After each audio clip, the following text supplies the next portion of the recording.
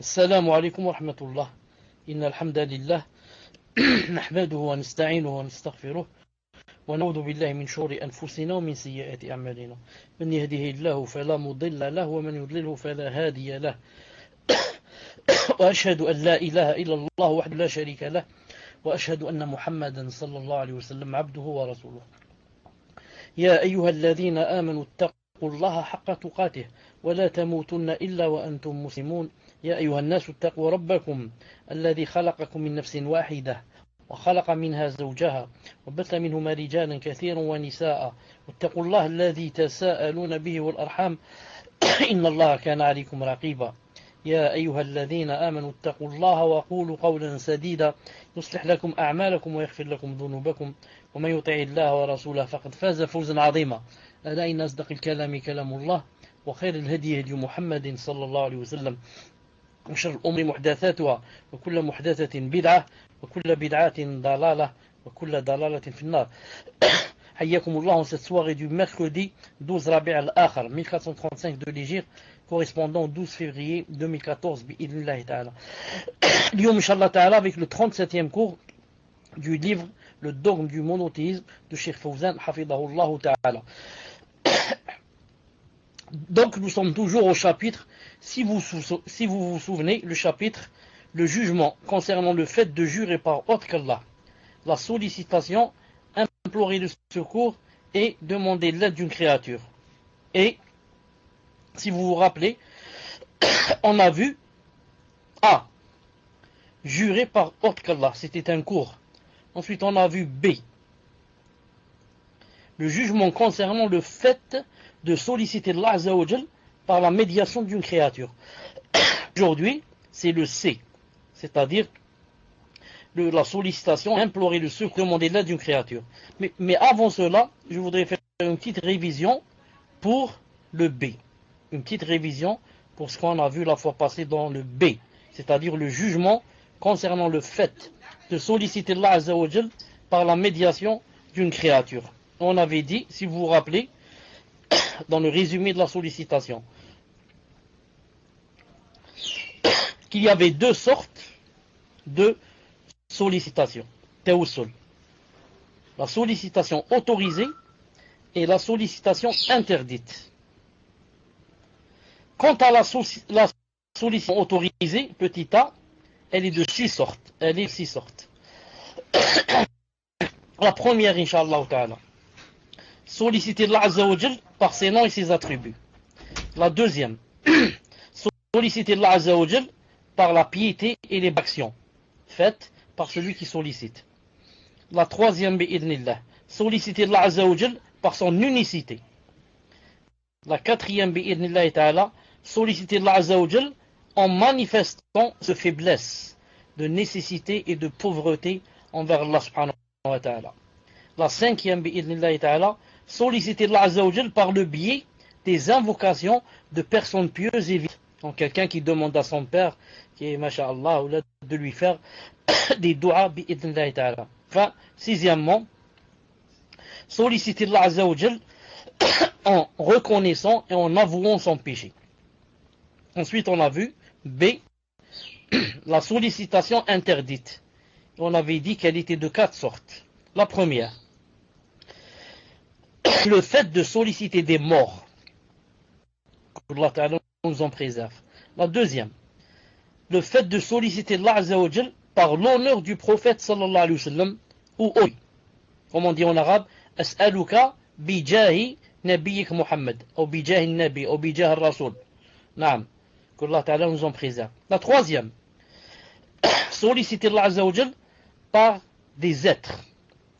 Ya Allah, je te demande, yani telle personne et telle personne, c'est-à-dire à cause de telle personne, que tu me donnes telle et telle chose. Naam. Qu'Allah Ta'ala nous en préserve. La quatrième, solliciter Allah Azza wa Jal par le droit d'une créature. Je te demande, ya Allah, le droit qu'a cette personne, astaghfirullah, ça veut dire sur toi, ya Allah, de me donner telle et telle chose. A'udhu billah, qu'Allah Ta'ala nous en préserve. Aujourd'hui, Inch'Allah Ta'ala, C. Donc on a vu A, B. Maintenant c'est le dernier cours d'aujourd'hui, Inch'Allah Ta'ala, dans ce chapitre. Jugement concernant la d'aide, l'isti'ana, et l'imploration du secours d'une créature. Ça s'appelle l'istighatha. Le jugement, quel est le jugement? Quand on demande de l'aide à une créature, ça s'appelle en arabe isti'ana. Et quel est le jugement quand on demande du secours d'une personne? Ça s'appelle l'istighatha. Donc, demander de l'aide et demander du secours. L'istighatha, Cheikh Fawzan, hafidahullah ta'ala dit, l'istighatha est la demande d'aide et de soutien à propos d'une affaire. L'isti'ana,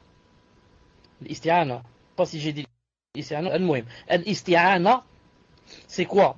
C'est la demande d'aide à propos d'une affaire. Quant à l'istighatha,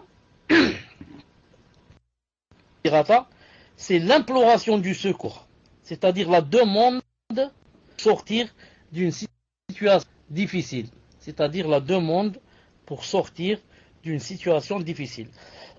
Donc on a deux choses, l'isti'ana, demander de l'aide et du soutien, et l'istighatha, demander le secours, implorer le secours. Taïeb. Cheikh Hafidallah dit, elles sont de deux sortes. Ces deux choses, sont de deux sortes. L'isti'ana et l'istighatha sont de deux sortes.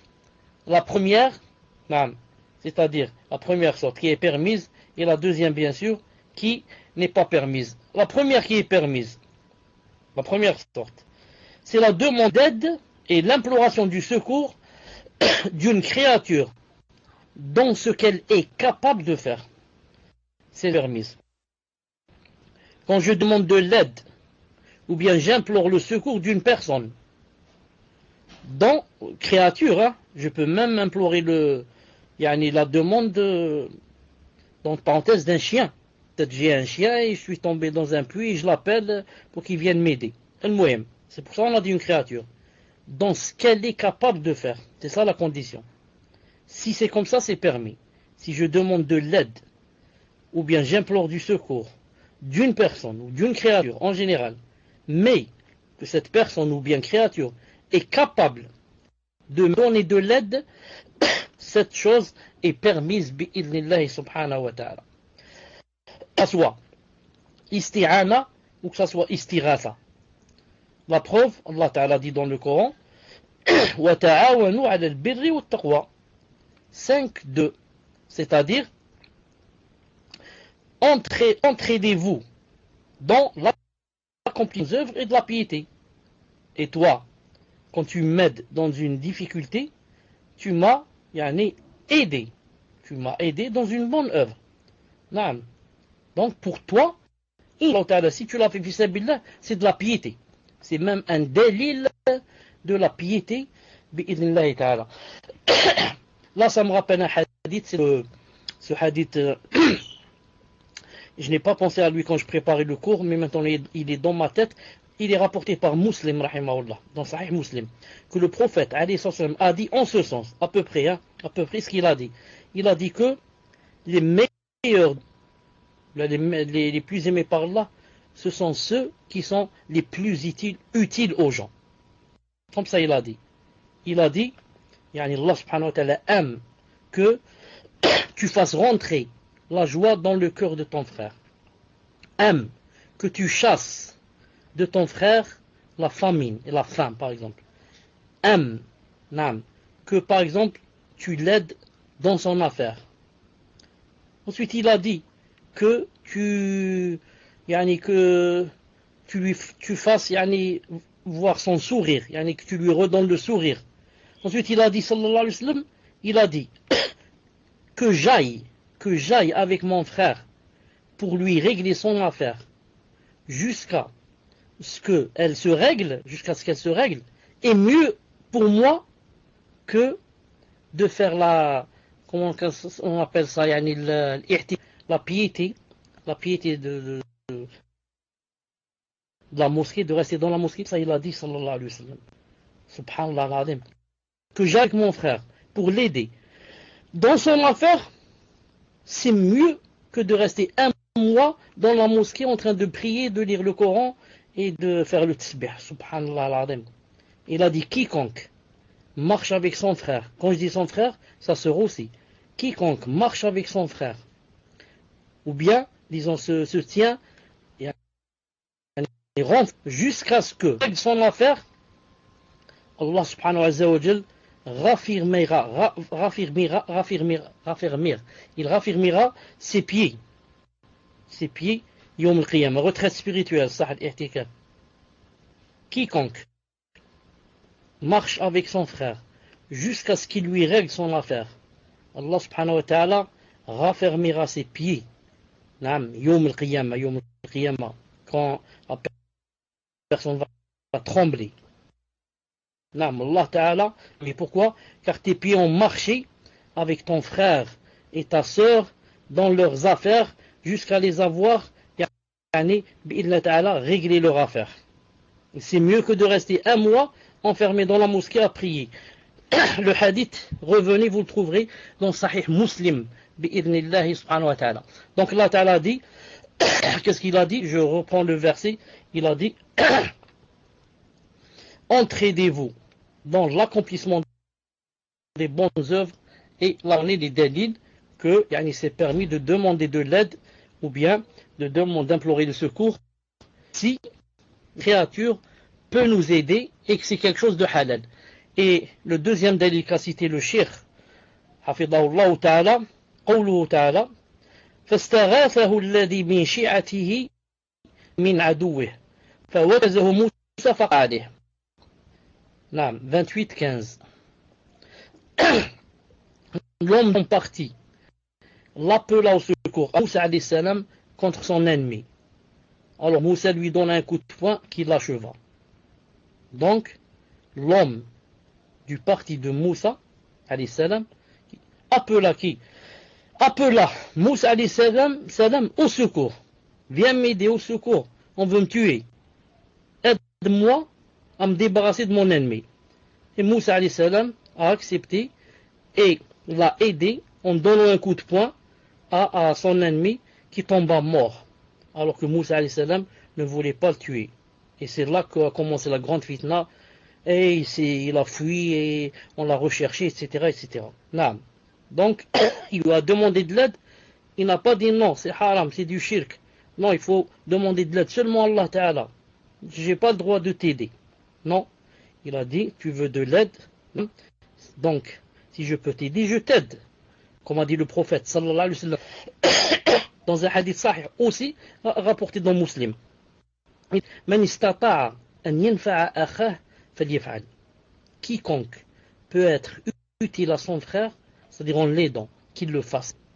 Donc, peut être utile à son frère, en pouvant l'aider, qu'il le fasse. Cheikh dit, hafidahullah ta'ala, il a dit, comme le cas d'un homme qui appelle au secours ses compagnons lors d'une guerre, et autres parmi les choses possibles pour un être humain. Donc ça c'était quoi? Je reprends, c'est celle qui est permise. C'est celle qui est permise, c'est-à-dire la demande et l'imploration du secours du créature, ce qu'elle est capable, dans ce que cette créature est de faire. La deuxième sorte, et qui est interdite, comme vous l'avez peut-être remarqué, c'est quoi? La demande d'aide et l'imploration du secours d'une créature pour, avec R, pour Allah seul est capable. Son jugement, c'est quoi? Son jugement, c'est interdite et fait partie de la grande association, Shirk al-Akbar.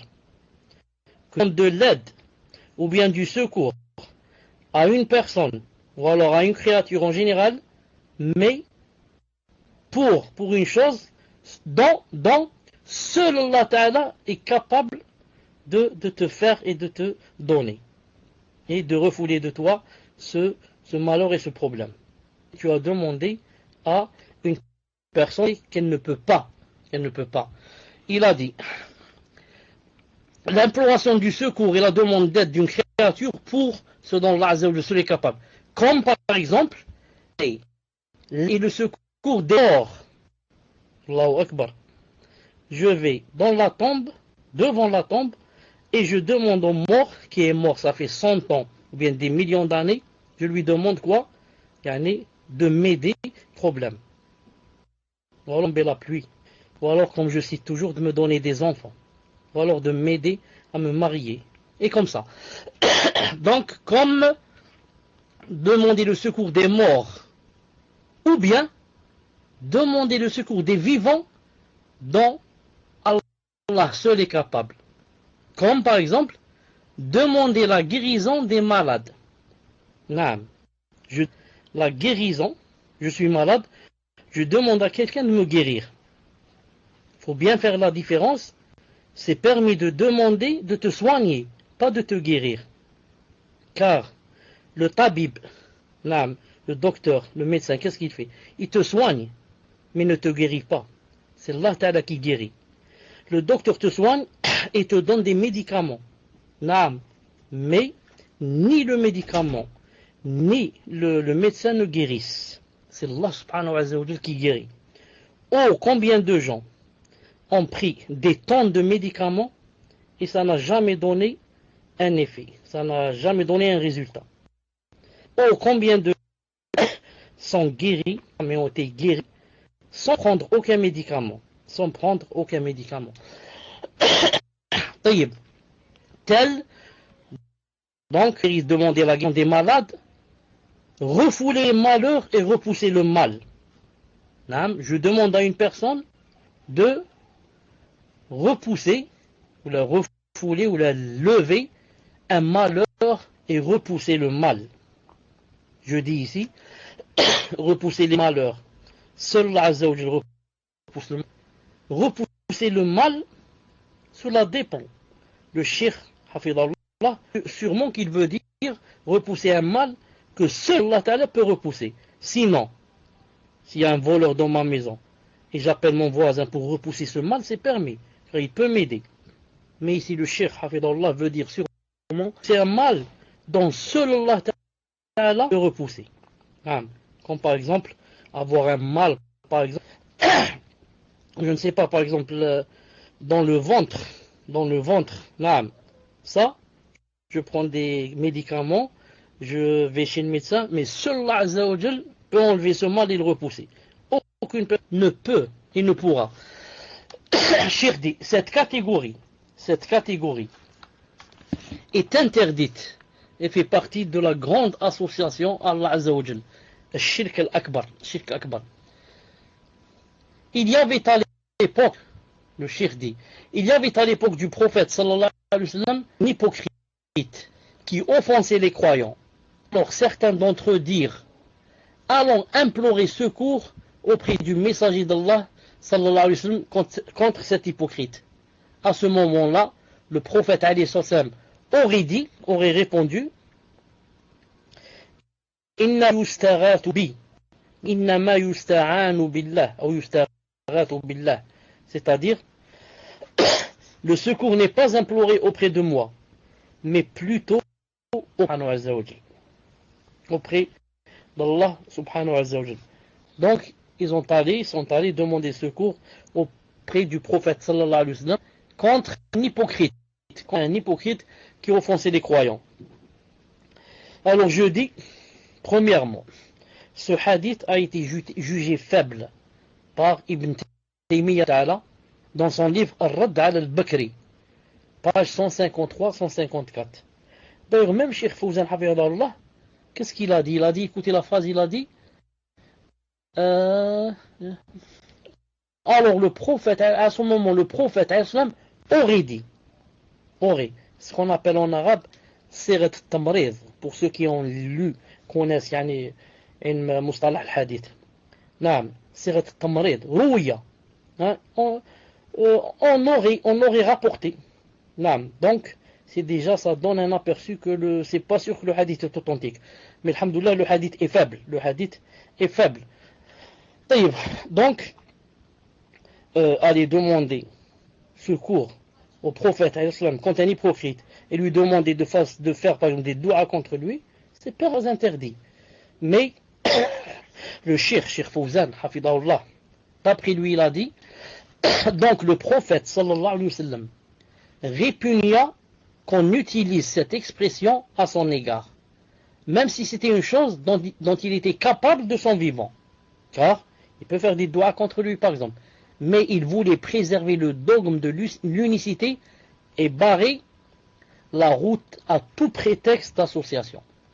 C'était également par politesse et modestie envers son Seigneur et pour avertir sa communauté des causes qui mènent à l'association Allah Azza wa Jal dans les paroles et les actes.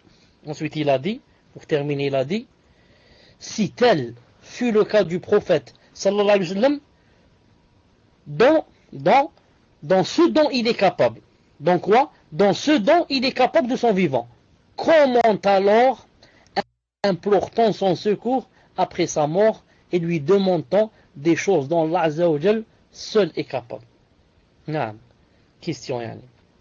Si tel fut le cas du prophète dans une chose dont il est capable de son vivant de la faire et il n'a pas accepté, comment alors implore-t-on son secours après sa mort et peut-on lui demander si Azza wa Jal est capable? Il a dit, et si ce n'est pas permis à son égard alayhi salam, alors ça ne l'est pas à l'égard d'autrui à plus forte raison.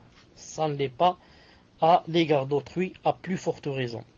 Voilà, Inch'Allah ta'ala, pour le cours billahi subhanahu wa ta'ala, qu'on voyait, il est très court. On ne peut pas rentrer dans un nouveau cours, car le prochain cours est très long. Et son titre, c'est, le prochain cours, Inch'Allah ta'ala, ce que l'on doit croire et attester à l'égard du messager, alayhi salam, à l'égard de sa famille, à l'égard de ses compagnons. Donc, ça, deux cours à la fois. Naam. L'autre, il parle des choses qui ont rapport avec Allah subhanahu wa ta'ala et le shirk qui ont rapport avec le prophète sallallahu alayhi wa sallam. Donc, je me suis contenté de ce petit cours bi'idnillahi subhanahu wa ta'ala.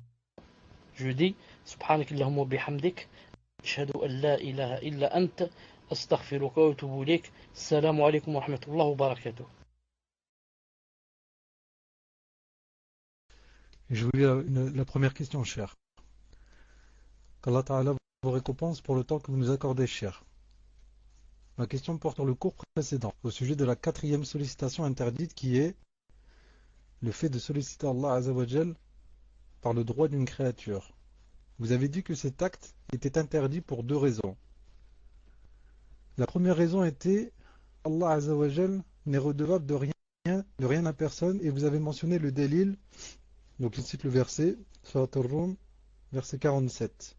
Nous avons effectivement envoyé avant des messagers vers leur peuple et leur apportèrent les preuves. Jamais de s'y commirent les crimes de la négation, et c'était notre devoir de secourir les croyants.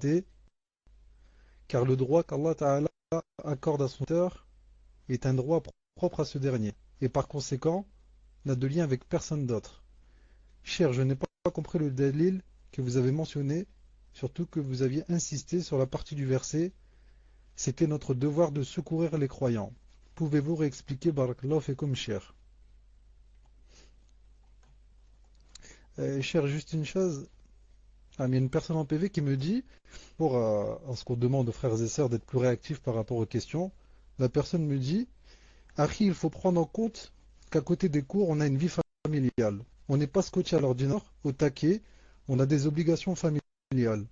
Donc, min fadlikum, prenez en compte ce point, ça finit par être pesant, ce genre de mise en pression. Vous dites qu'il faut écrire des questions sans faute en s'appliquant. D'un autre côté, vous dites dépêchez d'envoyer la question. Il faut trouver le bon compromis, min fadlikum, la patience est une vertu. Barakallahu fikum pour le travail que vous faites. Si on vous demande à chaque fois et qu'on se répète, c'est parce que si vous regardez un nom, vous êtes presque 300 personnes, masha'Allah, à assister au cours du cher. Il y a des personnes qui envoient des messages au cher en se plaignant qu'ils ne peuvent jamais poser leurs questions. Et nous, lorsqu'on vient récupérer les questions, les PV sont limités à 20. Une 20 et une 23. Allahu a'lam. Au bout de 23, on ne peut pas aller ouvrir d'autres PV. C'est-à-dire qu'on est bloqué, les questions nous parviennent, et malheureusement, parfois on attend le cours complet, jusqu'à la fin, jusqu'à Cheikh termine son cours, et vous ne nous envoyez pas les questions. Dans ces cas-là, pourquoi levez-vous la main si vous n'avez pas de questions à envoyer? Vous levez la main, c'est que votre question elle est prête. Vous avez des obligations, ça on le comprend bien. Walakin, quand vous levez la main, c'est que vous avez une question à poser. Si vous avez une question à poser, elle doit être prête. Sinon, c'est logique de lever la main pour poser une question si elle n'est pas prête. Voilà, quand vous quand vous appelez un cher et vous l'avez au téléphone, vous avez déjà votre question. Vous lui donnez directement la question. Vous pouvez lorsque vous êtes avec lui, pour le prêtre, vous lui posez, il vous répond. Là, c'est la même chose, c'est ce qu'on vous demande. Faites des efforts. Faites comme. Tfadal cher.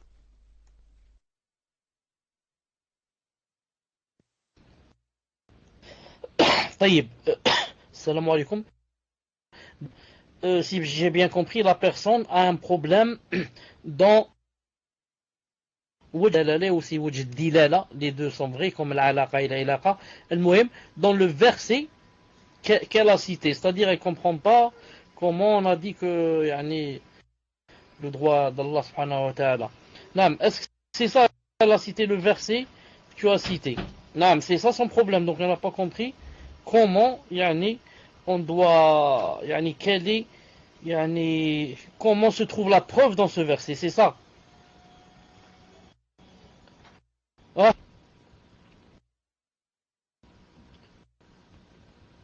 Muslim, es-tu avec nous? Afwan, cher, je parlais à Ibn Mohamed, j'ai pas entendu, excusez-moi. Si vous pouviez répéter, comme cher.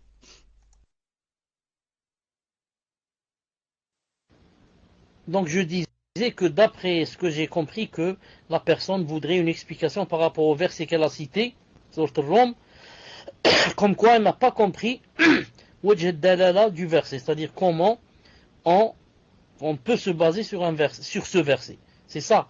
C'est-à-dire comment, où se trouve yani, la preuve dans ce verset. N'est-ce pas, c'est ça? Que personne n'est redevable, ou qu'Allah Ta'ala n'est redevable à personne d'une chose. C'est ça. Alhamdulillah. Donc on va commencer, Inch'Allah Ta'ala, par citer le verset.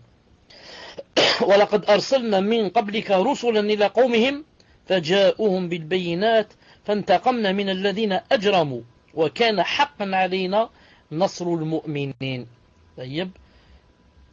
C'est bien ça le verset, Muslim, écrit numéro 1. C'est bien ça le verset. Nous avons effectivement envoyé avant toi des messagers vers eux et ils leur apportèrent une preuve. Nous nous vengeâmes de ceux qui comptent et c'est devoir de secourir les croyants. Je dis à cette personne, le témoin du cours dans ce verset, c'est la dernière phrase. Et c'était notre devoir de secourir les croyants. Allah Ta'ala veut dire ici que secourir les croyants, c'est mon devoir. C'est son devoir à lui, Azza wa Jal. Mais, il veut te dire, ce qu'on voulait dire dans le cours, attention à ce que tu crois que tu as un droit sur Allah de te secourir. Il a dit, c'est notre devoir de secourir les croyants. Mais, ne nous oblige pas.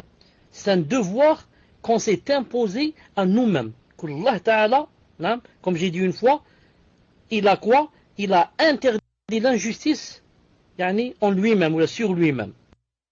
Personne ne lui a dit c'est interdit l'injustice, il ne faut pas que tu sois injuste. Personne ne peut lui dire comme ça. Ici c'est la même chose. Quand il a de secourir les croyants, on veut te dire attention que tu crois que c'est un devoir qu'il doit le faire parce que nous lui avons fait ce devoir. C'est un droit pour nous. Sinon, non. De vous, sans que nous soyons à quiconque de vous de quoi que ce soit. Voilà ce que veut dire Allah Ta'ala. C'est notre devoir de vous, mais ce qui nous l'avons nous-mêmes. Personne ne nous est, on est redevable à personne de quoi que ce soit. Inch'Allah Ta'ala, que la réponse est claire, ta'ala. Quant à la personne qui avait demandé, est-ce que c'était permis de demander Allah Azza wa Jal, on l'implore et l'invoque en citant Jah Allah, Jah, comme Jah al-Nabi d'Allah subhanahu wa ta'ala.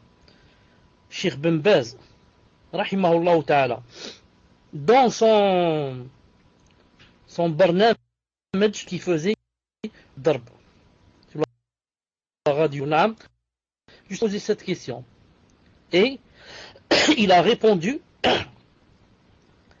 dans Su'al Thani, la deuxième question, Su'al Thani ou Salaton, la 32e cassette, numéro 325.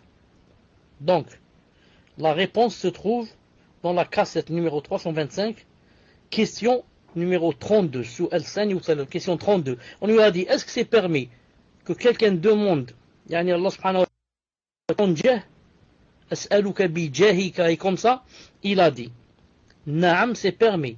Il a dit, quand tu demandes à Allah Ta'ala quelque chose, tu lui demandes avec son nom, ses attributs, avec sa rahma, sa miséricorde. Il a dit, c'est permis. Mais il a dit, on ne doit pas demander à une personne. On dit à une personne, je te demande par le jah d'Allah, par l'honneur d'Allah, que tu me donnes telle chose, ou que tu m'aides, ou ceci, cela. Il a dit ça, yani tarku awla. Le mieux, c'est de ne pas le faire et de ne pas demander des gens. Mais si tu demandes Allah Ta'ala lui-même, tu lui dis, Ya Allah, je te demande bi jahika, que tu me donnes telle et telle chose, il a dit, c'est permis, et il n'y a aucun mal en cela, bi idnillahi Ta'ala. Tfadlal.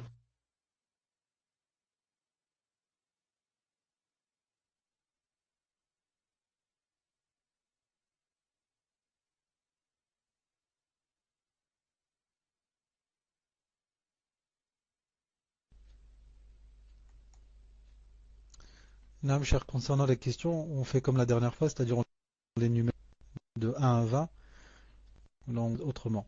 Donc, question suivante. Hafizakumullah ya Sheikhana, ce qui concerne le cours sur Mamnou' wa Mashru', le tawassul Mamnou' qui est demandé par le biais de l'être créé, est-ce que cela concerne le fait de demander à Allah par une personne, par exemple, ou par an, donne-moi, ou par une autre de ses créatures, par exemple, oh Allah, par les 7 cieux que tu as créés, est-ce que c'est bien cela? Pouvez-vous donner des exemples? Wa jazakumullahu khayran. Tfadal Cheikh. Là, il y avait des coupures. Je n'ai pas bien entendu la question. Si c'est possible de répéter, barakallahu fik.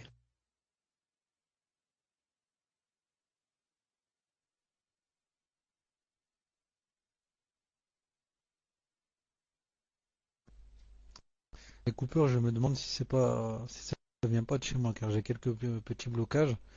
Ibn Mohammed, est-ce que tu entends lorsque je parle, ou est-ce qu'il y a des coupures? Je vous question, Inch'Allah, cher. Hafizakumullah ya Sheikhana. Ce qui concerne le cours sur Tawassul Mamnou' wa Mashru'. Le troisième point de Tawassul Mamnou' qui est demandé par le biais de l'être créé. Est-ce que cela concerne le fait de demander à Allah par une personne, par exemple, ou Allah par mes parents, donne-moi, ou par une autre de ses créatures, par exemple, ou Allah par les 7 cieux que tu as créés? Est-ce que c'est bien cela? Pouvez-vous donner des exemples? Wa jazakumullahu khayran. Tfadal Cheikh.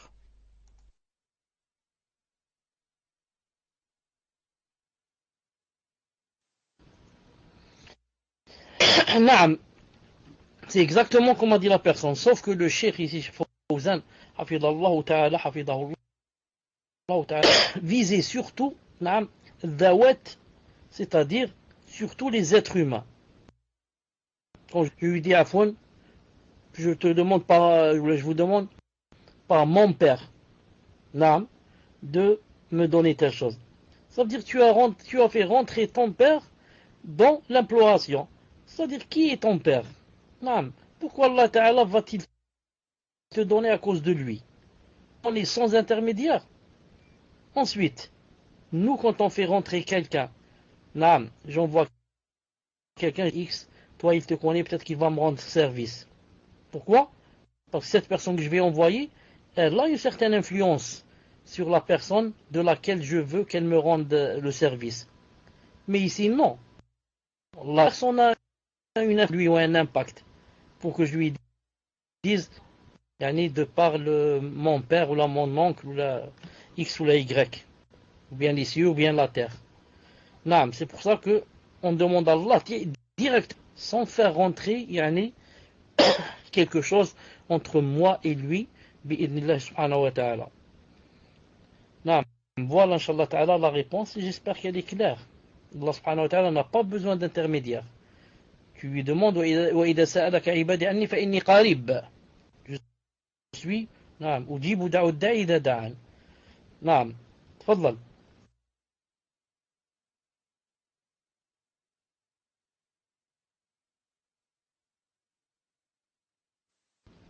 Seulement, il faut faire la différence entre quand je dis, par exemple, au créateur des êtres humains, ou là, au Dieu, créateur du traiteur du paradis, de me donner telle et telle chose, ça c'est permis. J'ai cité de l'Azza wa Jal par c'est je veux montrer sa puissance. Je veux montrer ça c'est permis. Mais il y a une grande différence entre, car là j'ai demandé à Allah en citant sa capacité de créer billah ta'ala, en citant les créatures qu'il a créées. Je te demandais à Allah ta'ala, ô créateur des cieux et de la terre, ô créateur des nujum, comment ça s'appelle nujum en français, des étoiles, des galaxies, ô créateur de ceci, de me donner. Mais je n'ai pas dit, je demande par la galaxie et par l'étoile que tu as créée de me donner. Non. Il y a une grande différence entre les deux, bi'idhnillah ta'ala, pour celui qui médite. Tfadlal.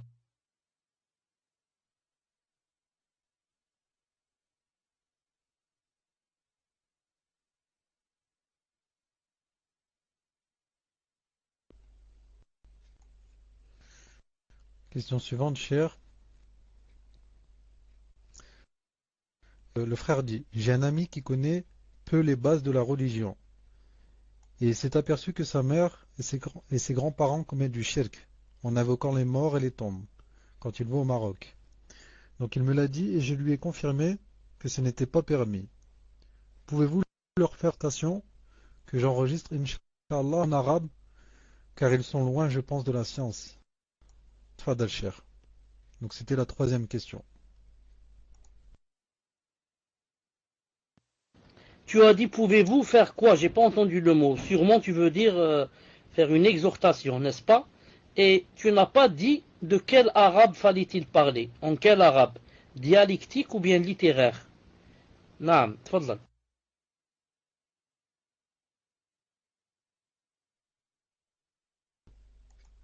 Alors, je pense au dialecte, mais je vais demander au frère qu'il me confirme.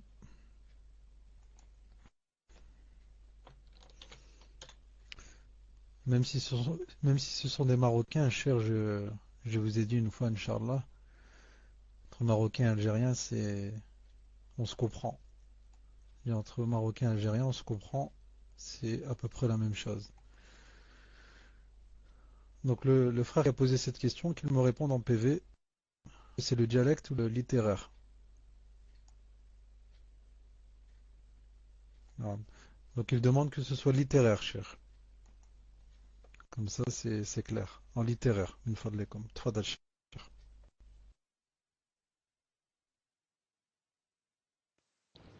بسم الله الرحمن الرحيم والصلاة والسلام على أشرف المرسلين.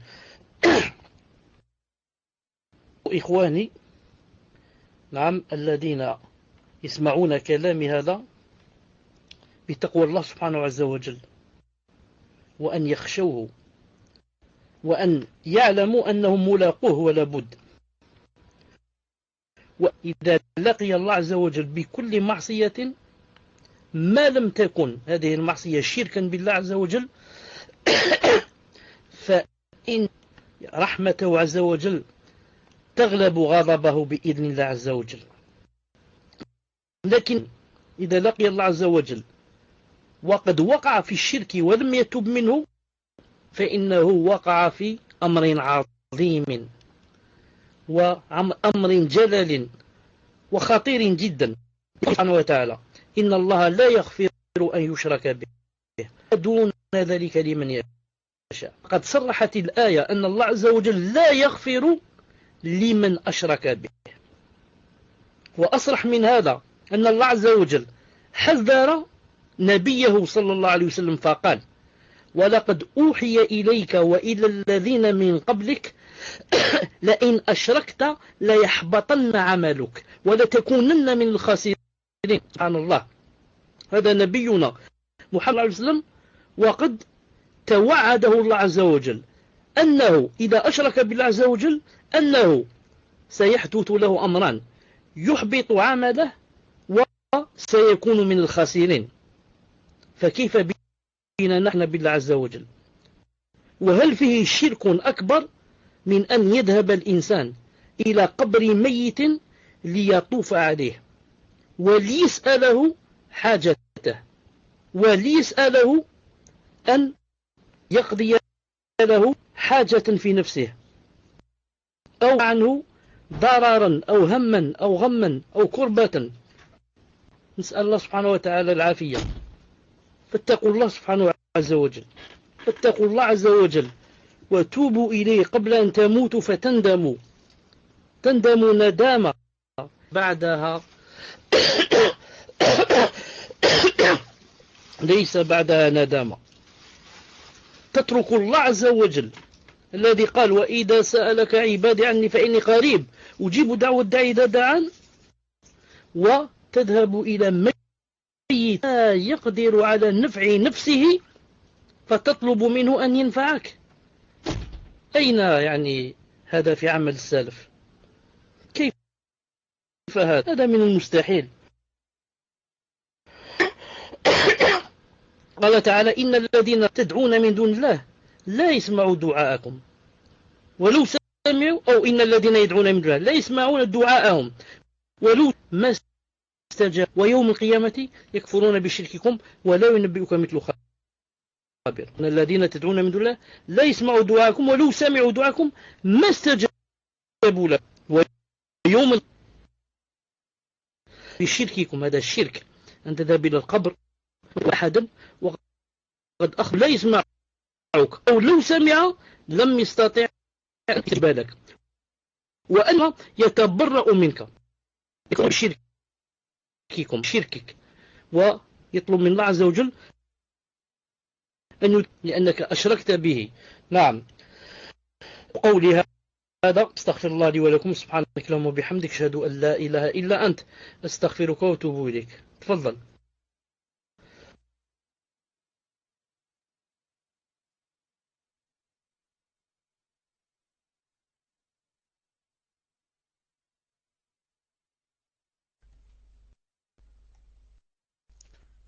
Question suivante, cher. Donc, quatrième question. Ahsanallahu ilaykum, cher. Allah fikum pour ce cours bénéfique. Un frère est autorisé dans le cas où cela entre dans ses capacités. Mais est-ce que l'on est récompensé par Allah si dans ce genre de situation, on décide de se passer de cette aide en se débrouillant seul, en mettant notre intention de vouloir plaire à Allah et en se disant je ne demande qu'à Allah quelle que soit la chose, même Fadashir.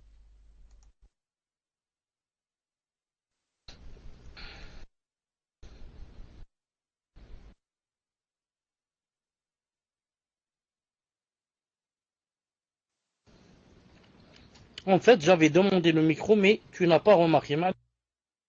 Je voulais couper. Je n'ai pas bien question. Et je pense que Allah Ta'ala, vous aussi, vous m'entendez pas bien maintenant. Ça, je pense que vous aussi maintenant, vous ne m'entendez pas bien. Allah Subhanahu wa Ta'ala, est-ce que vous m'entendez maintenant bien? Ou bien, il y a des coupures. Alhamdulillah, maintenant c'est mieux. Hmm. Donc, Muslim, Smahli, il y avait des coupures. Ensuite, demande aux gens, est-ce qu'ils voudraient par exemple que je aujourd'hui, je réponde aux questions en arabe littéraire. Dis-leur peut-être que ça les aiderait à bien comprendre l'arabe, etc., au lieu que je réponde en français. Tfaddal.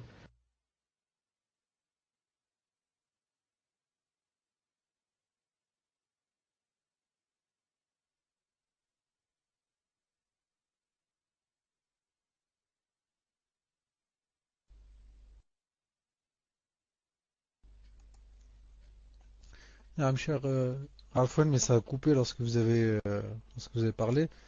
J'ai entendu arabe littéraire au lieu de français et Tfadal Muslim. Donc j'ai pas que vous avez demandé. Tfadal cher. J'ai dit, est-ce que vous préférez aujourd'hui, par exemple spécialement aujourd'hui, que je réponde seulement en arabe littéraire au lieu du français? Qu'en pensez-vous? Tfaddal.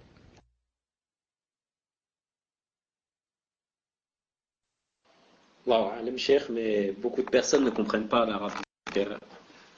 Et je pense que c'est même une grande majorité. Donc, je pense que ça serait difficile pour eux de comprendre. Mais si vous pouvez dire des grands propos peut-être en arabe littéraire, et après les dire en français, ou certaines parties, ou certains mots en arabe littéraire, c'est-à-dire petit à petit en fait.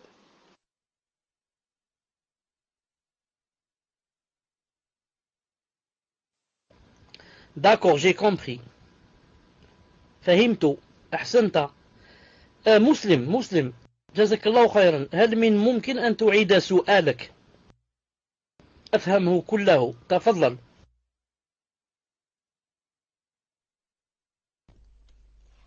Ah, mes chers, je vous la répète, Inch'Allah. Donc le frère dit, Ahsanallahu ilayk. Barakallahu fikum pour ce cours bénéfique. Vous avez dit que la demande d'aide auprès d'un frère est autorisée dans le cas où cela entre dans ses capacités. Mais est-ce que l'on est récompensé par Allah si dans ce on décide de se passer de cette aide en se déplaçant seul, en mettant clair à Allah et en se disant je ne demande qu'à Allah, quelle que soit la chose, la plus simple. Hayakumullah. Sûr.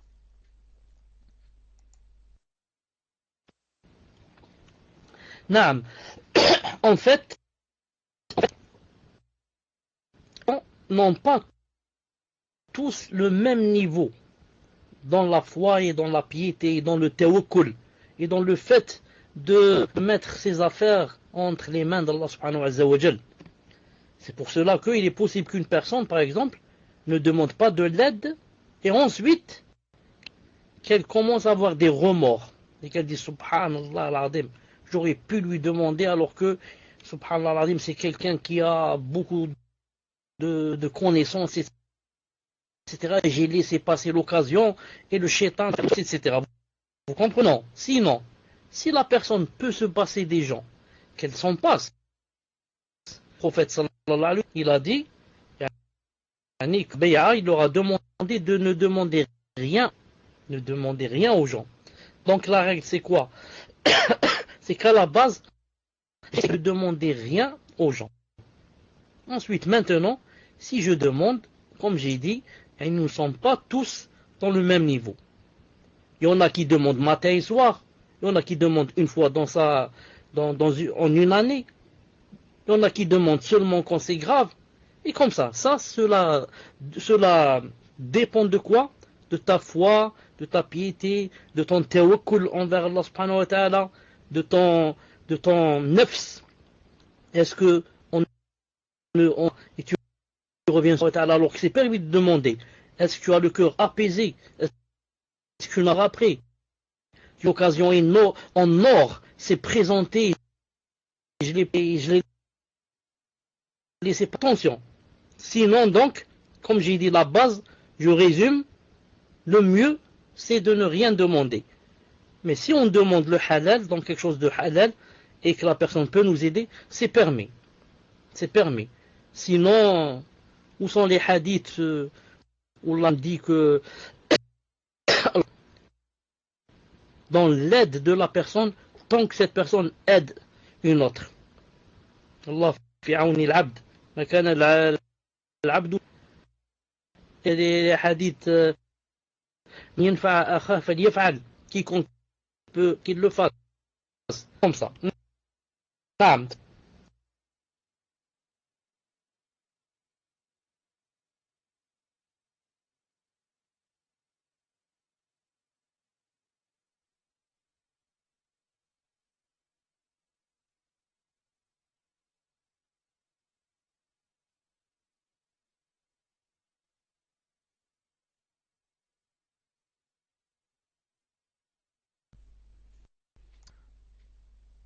Question suivante, cher. Un frère dit: je pense me marier à une sœur qui est également favorable. La sœur va avoir un gène amoureux. Je voudrais savoir s'il avait un conseil à me donner. Est-ce que ce type de mariage est encouragé ou déconseillé?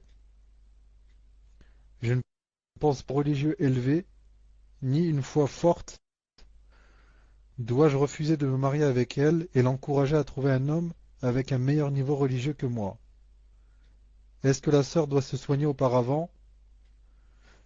Est-ce que le djinn peut chercher à se venger mes enfants d'un précédent mariage? Vous pouvez m'informer dans ce type de cas, qu'Allah vous récompense pour les éclaircissements que vous pourrez m'apporter. Elle dit avoir un gène amoureux, cher.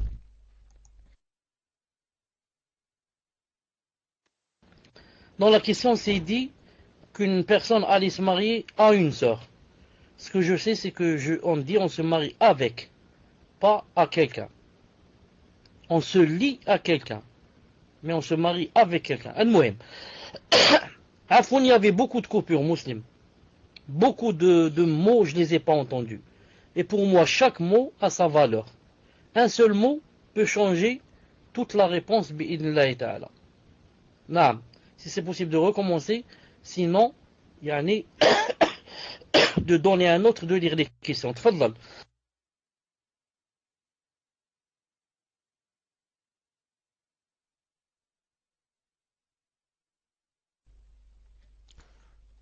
Non, mes chers, je vais donner la question au frère Ibn Mohammed. Et on va essayer, Inch'Allah, le problème vient de chez moi. Ou si ça bloque chez vous. تفضل أخي ابن محمد.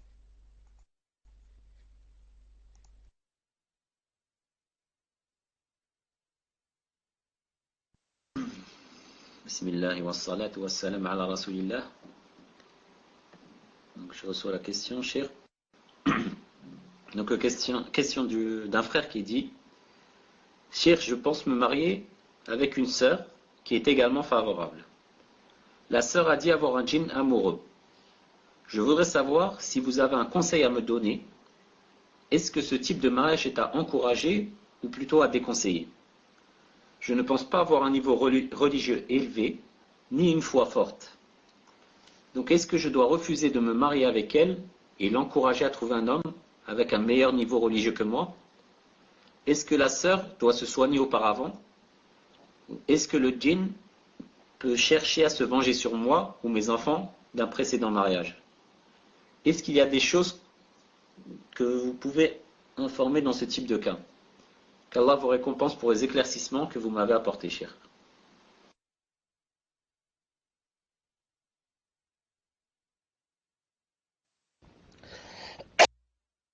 Cette sœur, bi'idhnillah subhanahu wa ta'ala, de se soigner avant de se marier, bi'idhnillah ta'ala. Surtout si ce djinn, naam, yani, se manifeste souvent et cause beaucoup de problèmes. Aïn, naam. C'est pour cela que ce frère, naam, est de surcroît, il a dit que sa foi était faible et que yani, il n'était pas fort dans le dîner, etc. Ça va donc lui faire beaucoup de problèmes. Surtout que ce djinn n'est pas pour lui faire des problèmes de santé, mais aussi pour des problèmes de sentiment. Naam. Et yani, frère passera de très mauvais moments. Naam, avec la manifestation de ce djinn quand il va venir. Et faire des problèmes. Et la faire tomber par terre. Et la faire crier des choses. Naam, vraiment, il va dire, moi, je me suis hâté, j'aurais pu prendre une sœur normale. Qui est-ce qui m'a poussé à faire cela, etc. Maintenant, si c'est un frère, masha'Allah, compter avec elle et l'aider, et masha'Allah, lui faire la ruqya, etc. Ça, il y a des ajr pour avoir accepté cela, fi sabilillah, et sauve. Mais si c'est quelqu'un de faible, je ne lui conseille pas, bi'idnillahi ta'ala. Car je sais qu'il va regretter, et ça va se terminer par moi, je ne peux pas, je savais pas que c'était comme ça, et c'est trop, je ne peux pas crier. Moi, je ne peux pas. Naam. Wallahu ta'ala alam, c'est juste un compte à son petit frère. Lorsque le frère Ibn Muhammad dit, c'est mieux. Naam, aucune coupure bi'idnillah. Aucune coupure bi'idnillah ta'ala. Peut-être parce que nous sommes les deux, Allahu a'lam.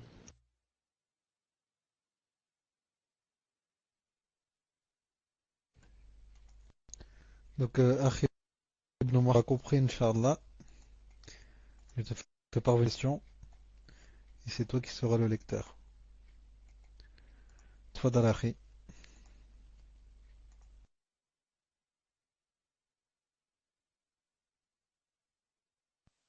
Akhi Muslim, t'es sûr que ton ordinateur ne peut pas être réparé là? Inch'Allah. Donc on va passer à la prochaine question. Donc c'est la question d'une sœur qui dit: qu'Allah vous préserve, ya Shaykhana. Ma question concerne la Aqidah. J'aimerais savoir s'il est vrai que Cheikh Ibn Abdul Wahhab al-Wazabi, dans son livre Leçon de Tawhid, a conseillé un livre qui s'appelle Tibyan Sharh Nawaqid al-Islam de Suleiman ibn Nasir al-Ulwan. Et soi-disant, les takfiri utilisent cette shubha pour dire que les salafis ont retiré cette annotation. Si c'est vrai, pourquoi y a-t-il une mise en garde contre cet auteur?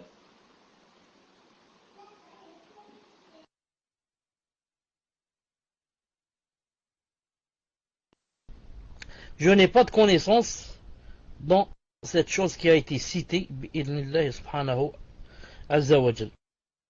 Si j'apprends quelque chose, je vous en informerai, bi'idnillah ta'ala. Tfadal.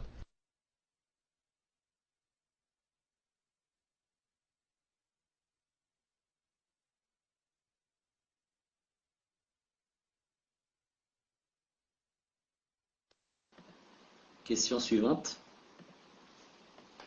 Question d'une sœur qui dit: Ahsanallah ilaykum Cheikh. Concernant la demande d'aide, puis-je demander une aide auprès des tribunaux en France pour une question de pension alimentaire non réglée par le père de mon enfant, sachant que cette dernière est pubère, donc l'enfant est pubère. Je ne sais pas jusqu'à quel âge il doit aider pour les dépenses. De plus, il a un travail illicite, donc son argent l'est aussi. Qu'Allah le guide vers le droit chemin, sachant que la demande d'aide serait auprès des tribunaux des koufars. Voilà, ne sachant pas quoi faire, je ne fais rien, et cela fait plus de 2 ans qu'il ne la verse pas. Mais alhamdoulilah, je ne suis pas dans le besoin, et pour le moment, je préfère ne rien prendre que de prendre de l'argent illicite. Dans le cheikh.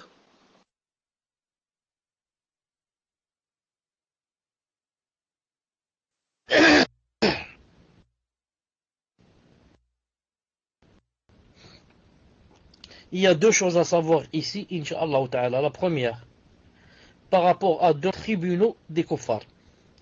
Cheikh Al-Albani, Allah ta'ala a dit, un grand savant d'Arabie Saoudite, on dit quoi? C'est permis dans deux conditions. La première, quand je suis dans ce qu'on appelle la contrainte. Je n'ai pas de solution maintenant, il me reste seulement le tribunal des kuffars. La première. La deuxième, c'est quoi? C'est à condition de ne prendre de ce que va me donner le tribunal que ce qui est conforme à la charia. Je donne un exemple. En islam, quand quelqu'un divorce sa femme, elle n'a pas droit au logement si c'est son logement à lui. Le mari a acheté une maison et s'est marié avec une femme. Ensuite, il a divorcé. Maintenant, elle n'a plus droit à la maison. Elle va où? Elle va chez ses parents. Ou bien elle va se marier avec un autre qui a une maison.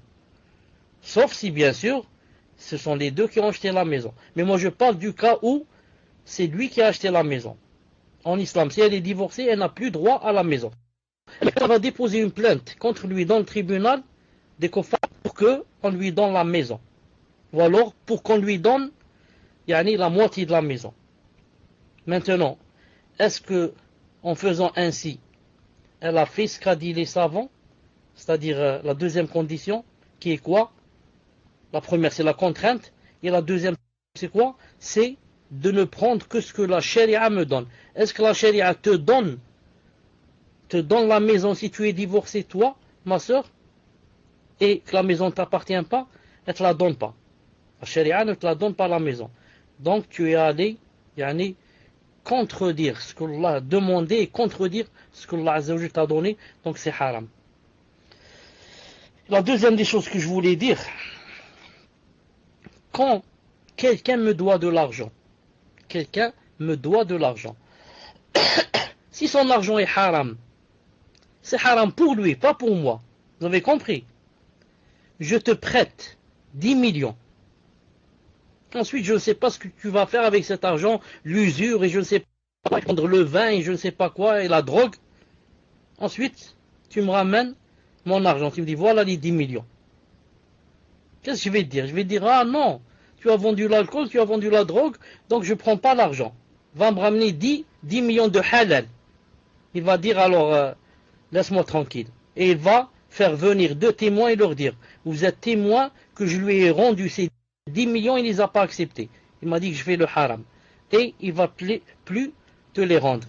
Et comme ça, jamais personne n'aura ses droits.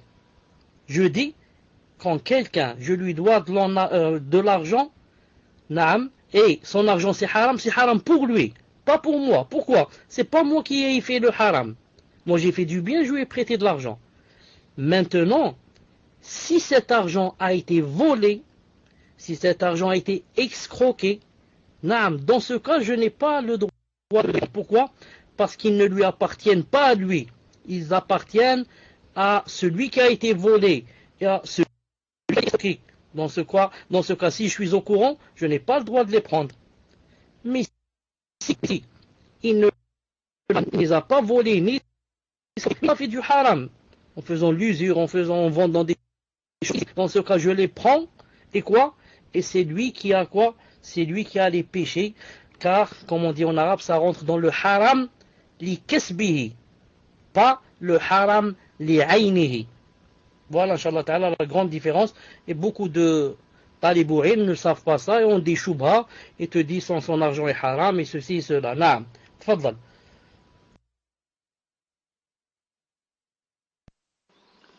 Barakallah fikum cher. Question suivante d'un frère qui dit: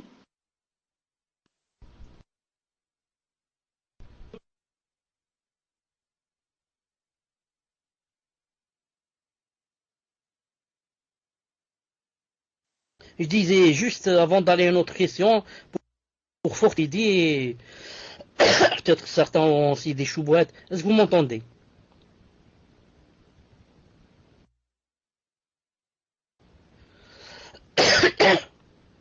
Taïeb, regardez ce verset, une seconde, hein.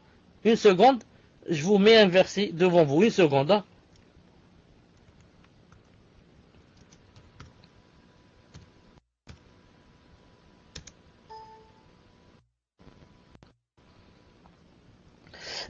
Regardez ce verset. Allah Ta'ala est un des interdits, parlons des juifs, qui est pourtant interdit, et parce qu'ils mangent illégalement les biens des gens. Ils vont préparer. Il les a accusés. Vous m'entendez? 2. طيب, donc, je sors et je reviens, Inch'Allah Ta'ala.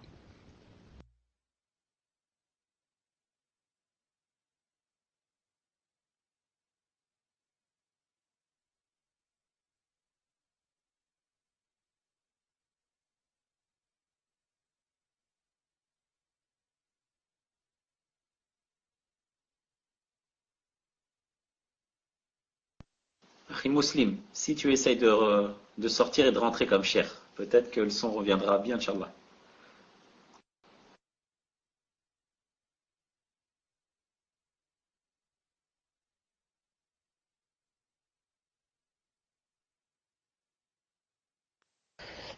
Regardez le verset, vous m'entendez? Est-ce que vous m'entendez mieux cette fois? Alhamdulillah.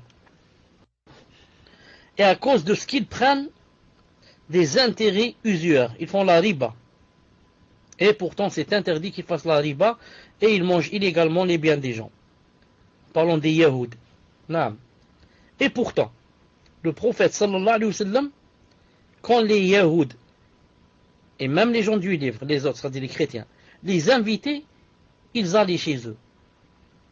Et pourtant le prophète, d'après vous, il ne savait pas que les gens du livre qui font les intérêts et qu'ils mangent illégalement les gens des biens. Donc leur argent est haram, ça. Et peut-être quelqu'un va dire, oui, c'est haram qu'ils fassent cela, mais pour eux, dans leur cœur, ils disaient que c'est pas haram. C'est pour ça qu'on peut manger chez eux. Contrairement à un musulman qui sait que c'est haram. On dit non, c'est pas vrai. Parce que Allah Ta'ala dit dans ce verset, il a dit, à cause de ce qu'ils prennent comme intérêt, qui leur était pourtant interdit. Donc eux aussi, c'est interdit qu'ils prennent l'usure. Et c'est interdit qu'ils mangent les biens des gens. Et malgré cela, le prophète sallallahu alayhi wa sallam allait manger chez eux. Et il est mort en mangeant chez une juive. Il n'a pas dit, elle fait l'usure et son argent c'est haram. Et il vendait et achetait des juifs. Il leur vendait des choses et achetait d'eux.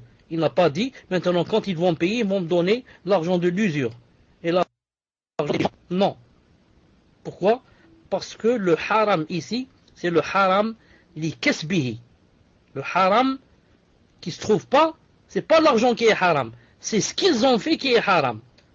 Et qui a fait? Ce sont eux qui ont fait, pas moi. C'est lui qui a fait l'usure. C'est lui qui a des péchés, pas moi. L'argent en lui-même n'est pas haram. Un euro ne peut pas devenir haram. Un euro, c'est une pièce. C'est une pièce en fer. Ou alors peut-être un billet. Et le billet ne peut pas être, on ne peut pas dire d'un billet, ce billet est halal, ce billet est haram. Mais qu'est-ce que tu as fait avec ce billet? Et qu'est-ce que tu vas faire avec ce billet? C'est ça qui peut être haram ou halal. Tfadlal.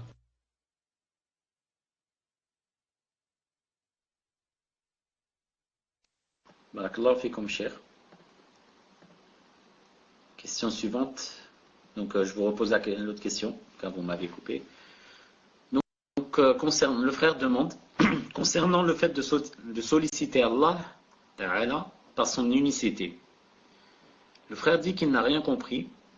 Pouvez-vous lui expliquer, cher, et lui donner des exemples, car il a peur d'avoir des ambiguïtés. Barakallahu fikum, cher. Naam, c'est la chose la plus simple et la plus facile. Quand tu demandes à Allah Azza wa Jal, en disant Ya Allah, je te demande, toi qui n'a pas d'associé, toi qui n'as pas d'épouse, toi qui n'as pas d'enfant, de me donner. Tu es en train de demander Allah subhanahu wa ta'ala en citant son unicité, qu'il est le seul qui est le seul qui détient les cœurs de ses créatures, qui est le seul à donner le risque aux gens. Et comme ça, tu es en train de lui demander de par son unicité, en citant le tawhid. Naam, que Allah n'a pas d'enfant, que Allah n'a pas d'épouse, d'associer comme ça. C'est simple donc. Il y a un hadith du prophète sallallahu alayhi wa sallam authentique qui dit il n'y a pas quelqu'un qui aime les éloges plus que Allah subhanahu wa ta'ala. Non.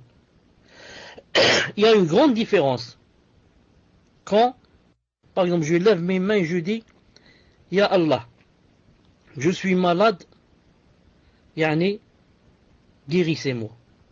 Ya Allah, je suis malade, guérissez-moi.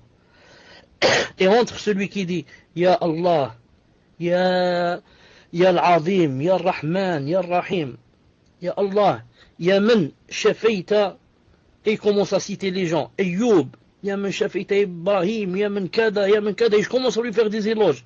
Ya Man Khalaqta as-samawati wal-ard, Ya Man Khalaqta al-kawna kullah, Ya Man, et je commence à lui citer yani, ses actes, ses beaux actes, ses noms, ses attributs. Ensuite, je lui dis, yani, donne-moi la guérison. Il y a une grande différence entre les deux. Il n'y a pas quelqu'un qui aime les éloges plus qu'Allah Ta'ala. Hadith authentique, authentifié par Sheikh Al-Albani rahimahullah Ta'ala. Naam.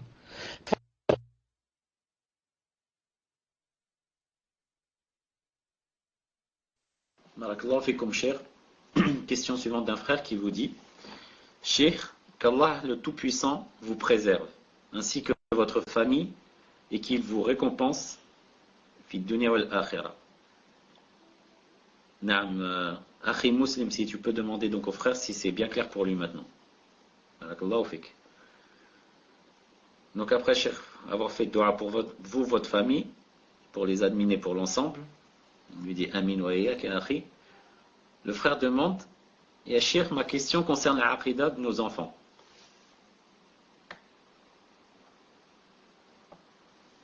Comment la préserver et éduquer nos enfants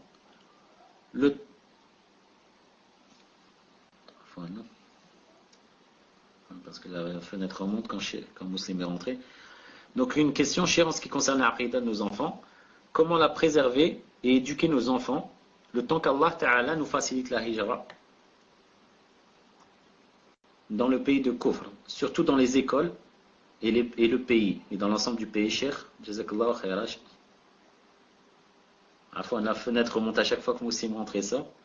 Et le frère finit en disant, c'est un frère qui vous aime Allah. Donc, cher, comment éduquer les enfants et leur préserver la aqida pour les personnes qui sont fibilat kufr, en attendant qu'Allah Ta'ala leur facilite la hijra, et notamment par rapport aux écoles, et donc à l'ensemble de ce qui peut se trouver dans le pays.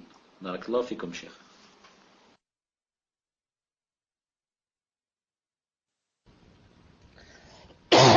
D'abord, afin pour cette tout, car ceux qui sont anciens avec moi depuis des années sur Pastok connaissent et savent que pendant la période d'hiver comme ça, que je reste 3-4 mois, à tousser, et surtout à chaque fois que je parle.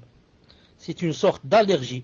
C'est-à-dire que quand je commence à parler, il y a ce qu'on appelle les cordes vocales. Les cordes vocales qui commencent à chauffer. Quand elles chauffent, elles font des problèmes. Donc je dois, c'est-à-dire, quand je m'arrête de parler, il n'y a rien. Subhanallah al-Azim, la même chose quand je fais ici. Dès que je m'approche du micro et je commence à parler, Subhanallah al-Azim,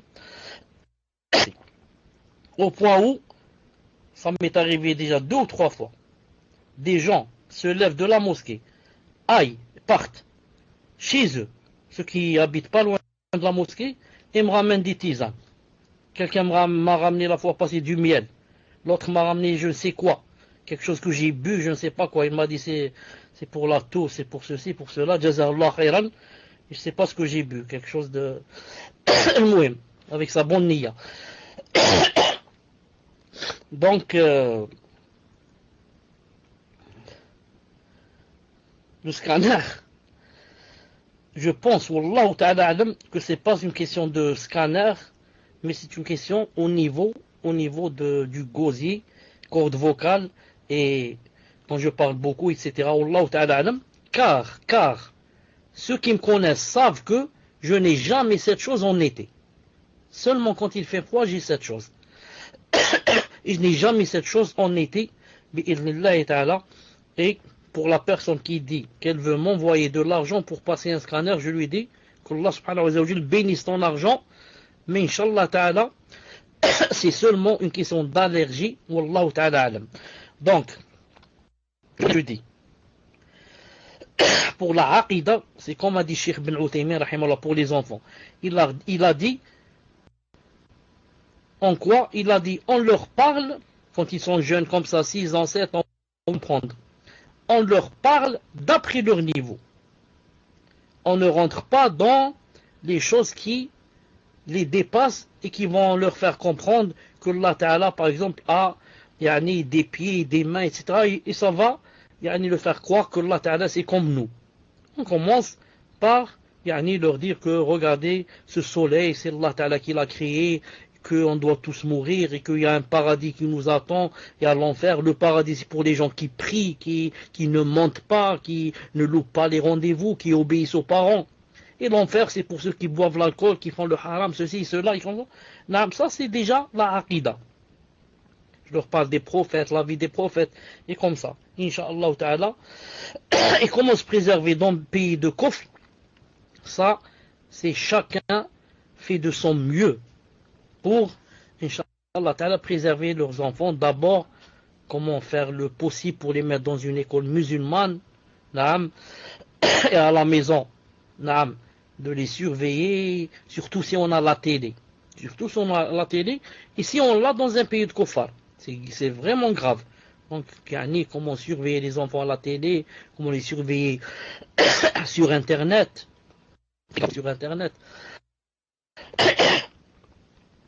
Et, comme je vous ai dit une fois, de ne pas, d'avoir toujours l'œil éveillé par rapport aux enfants. Est-ce qu'ils font la salat à l'heure? Est-ce qu'ils lisent dans... Est-ce que ceci, est-ce que cela? Et tout ça, Inch'Allah Ta'ala, ça rentre dans les hasanat que Allah Ta'ala donne aux gens, aux parents qui font comme ça, bi'idhnillah Ta'ala, en faisant son possible de se préparer pour quitter le pays des Kufar. Je me rappelle, vers les années 82 ou 81, en 1981 ou bien 82. Pour la première fois, j'ai été à Marseille. 2 fois consécutivement. Une fois et peut-être 1 mois après ou 2 mois. J'ai été envoyé. Pour une mission, si je puis dire. Je ne suis pas resté longtemps. 3-4 jours et la deuxième fois, 3-4 jours aussi. Pour moi, là-bas, je me suis senti en enfer. Là-bas. La deuxième, c'était pas étonnant pour moi parce que je venais déjà de passer la première fois. Mais la première fois, ça m'a étonné. Depuis que j'ai mis les pieds, je suis sorti de l'avion, jusqu'à ce que je sois revenu, j'avais une boule contre mon cœur. Un grand chagrin qui m'avait envahi. Je voyais devant moi tout noir. Des gens que je n'ai jamais vus auparavant. Le vieux, celui-là avec son chien, l'autre avec son caniche, l'autre en train de vomir là-bas, l'autre qui dort par terre, l'autre en train d'embrasser sa femme, l'autre... Ça m'a étonné. Depuis que je suis descendu jusqu'à ce que je sois revenu, une grande boule dans mon ventre ou dans mon gosier. Jusqu'à ce que je sois revenu. Et Marseille, pourtant, les gens disent qu'à Marseille, tu te sens en Algérie. Il y a des Marseille. Qu'en est-il si j'étais aux Champs-Élysées ou je ne sais où? Qu'est-ce qui me serait arrivé? Bien sûr, vous qui êtes né là-bas, ou alors qui êtes parti très jeune là-bas, je sais que ce n'est pas de votre faute. C'est pas toi qui as choisi de naître là-bas. Ni c'est toi qui dit, moi je vais aller là-bas pour vivre là-bas. Peut-être tu es allé par contrainte pour vivre avec tes parents, je ne sais quoi. Non. Mais toi qui es là-bas, à force de voir ces choses, ça t'est devenu quelque chose de normal. C'est pour cela que tu t'étonnes pas, toi, par exemple, si tu vois quelqu'un, par exemple, enlacer une femme dans le métro et en train de l'embrasser ou de faire quelque chose. Ici en Algérie, ça n'existe pas. Si ça existe dans des lieux privés, donc je sais pas, dans un jardin, mais comme ça par exemple dans un bus ou dans... Ça n'existe pas. Ça fait maintenant, je ne sais combien d'années, je n'ai jamais vu quelqu'un enlacer une femme dans la rue. Jamais. Des années, je ne me rappelle pas avoir vu quelqu'un enlacer une femme dans la rue. Le maximum, mettre sa main dans sa main. Le maximum. Alors que chez vous, je dis, ça c'est quelque chose de très normal.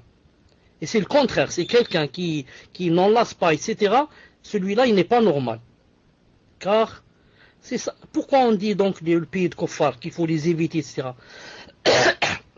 À force d'être, tu t'habitues. Au point où ça te paraît normal. Non. Ça te paraît normal et très normal. Pourquoi? Parce que quelqu'un qui vit comme ça avec des gens du matin au soir, non seulement les choses horribles vont lui paraître normales, mais encore, lui, il va pencher doucement, doucement et faire ces choses. Pourquoi donc il doit aller se sauver, pour que, ils vivent au milieu des musulmans. Les musulmans qui ne font pas ces choses.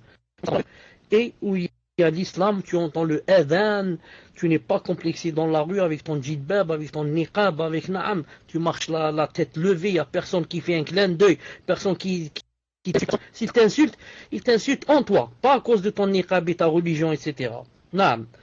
Que Allah Ta'ala vous aide et vous facilite et vous donne la patience, naam, jusqu'à ce que vous quittez cet environnement. الله تعالى تفضل. بارك الله فيكم cher. Amin. Ya Rabb, pour tout ce que vous avez fait comme invocation, cher. Et la question suivante, question d'une sœur qui dit: Cher, jazakumullahu khaira, cher, pour ce cours bénéfique. Qu'Allah alourdisse votre balance de hasanat. J'aimerais savoir, cher, le jugement de celui qui rend haram le fait de se rendre au hajj. Actuellement, avec pour argument que l'Arabie Saoudite utilise l'argent du Hajj pour tuer nos frères en Palestine et en Syrie. Est-ce qu'il est valide de prier derrière une personne qui a une telle croyance et qui tient de tels propos, cher? Et aussi, comment conseiller cette personne? Pouvez-vous me donner des arguments afin de les conseiller? Min fadlikum, cher. Barakallahu fikum.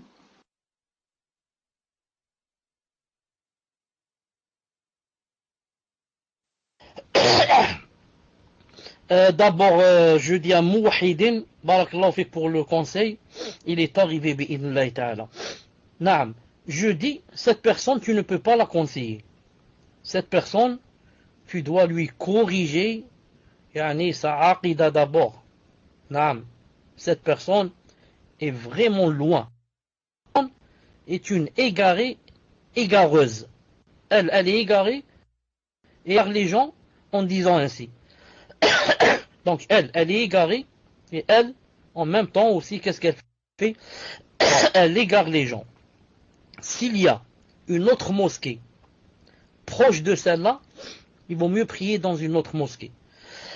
Mais s'il n'y a pas, il n'y a que cette personne qui prie, car il n'y a que cette mosquée qui est proche, tu pries derrière elle, et c'est elle qui a les péchés pour avoir dit cette chose et pour propager des choses comme ça, qui sont du batel. Faux. Donc cette personne est loin, et cette personne est beaucoup plus proche des takfiri.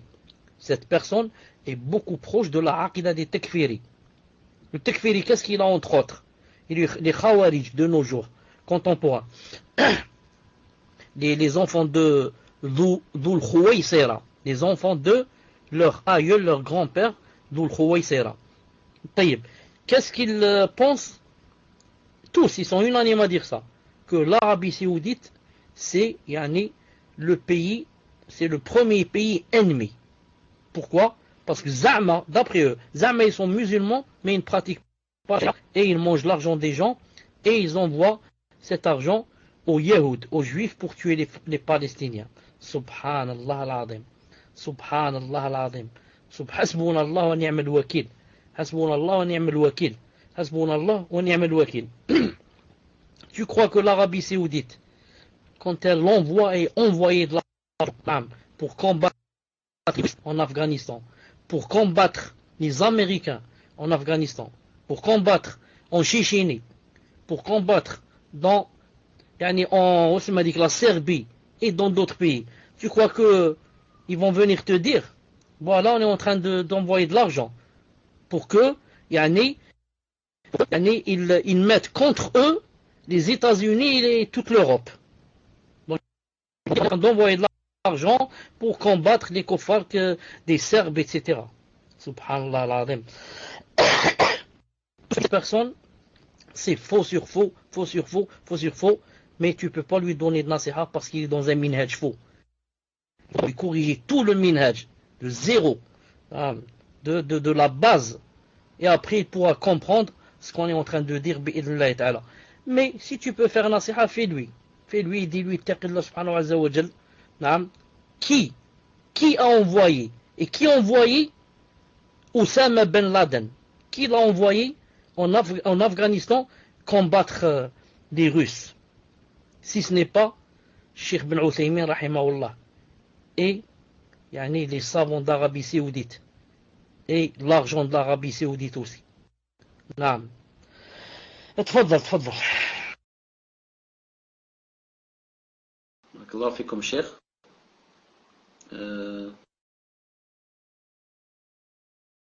عفوا Ibn Mohammed, est-ce que tu m'entends? Est-ce que tu m'entends, Mohammed? Afwan, pour le désagrément, j'ai repris vite le micro car je me suis rappelé une chose. Quand j'ai dit comme ça en parlant de Cheikh Ben Uthaymin qui a envoyé Ben Laden, j'ai oublié, je me suis dit peut-être certains vont dire, donc Cheikh Ben Uthaymin donc était ravi du minhaj de Oussama Ben Laden puisqu'il l'envoyait en Afghanistan pour qu'on se réunissait avec lui à Anaïza, dans la ville de Cheikh Ben Uthaymin, etc. Il y a même une vidéo où il est assis avec lui. Donc, alhamdoulilah, ils sont de connivence, alhamdoulilah. Réponse, non. Quand il a envoyé Oussama Ben Laden, c'est avant de devenir takfiri. Avant que Oussama Ben Laden ne devienne le chef des Khawarij. C'est quand il était sur le madhab, le minhaj de Al-Sunnah ou Jama'a. Et c'est pour cela qu'il y a une vidéo où Cheikh Ben Uthaymin est assis avec lui et en train de se parler, de se concerter sur le djihad, etc. Mais après que Ben Laden soit devenu dans la secte des Khawarij et qu'il a dit tous les musulmans, tous les dirigeants musulmans sont des kuffars et que il a parlé en mal sur Cheikh Ben Baz, etc. Là, Cheikh Ben Uthaymin s'est désavoué de lui, ne l'a jamais plus rencontré. Jamais. Là, pour te prouver qu'ils ne sont pas sur le même minhaj, lis ce que dit Cheikh Ben Uthaymin sur les dirigeants musulmans et comment on doit se comporter avec eux d'après ce que dit la Sharia. Il lit ce que dit Oussama Ben Laden, comment il parle sur les dirigeants et ce qu'il dit d'eux pour que tu comprennes que Oussama Ben Laden a vraiment changé quand il est devenu takfiri et khariji. Qu'Allah subhanahu wa ta'ala nous préserve de ce minhaj et de ce faux minhaj. Amin. Barakallahu fikum, Cheikh. Et en fait, vous voyez que j'étais en train un peu de balbutier parce que je me demandais si j'allais vous faire cette remarque avant la question ou après la question. Car les propos pouvaient prêter à confusion concernant Ben Laden.